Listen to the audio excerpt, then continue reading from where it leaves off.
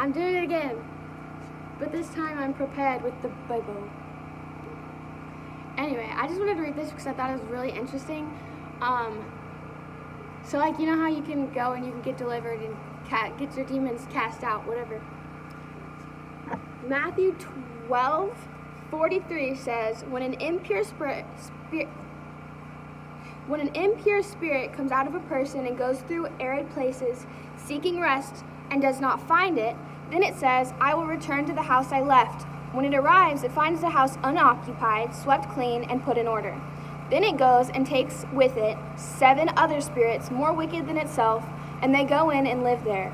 And the final condition of the person is worse than the first. That is how it will be with this wicked generation. So, basically, if you get set free from a demon, but you don't have the Holy Spirit living inside of you, then you're unoccupied. And that demon will come back with friends, and you'll be worse off than you were before. So, get that Holy Spirit in you. You know what I'm saying?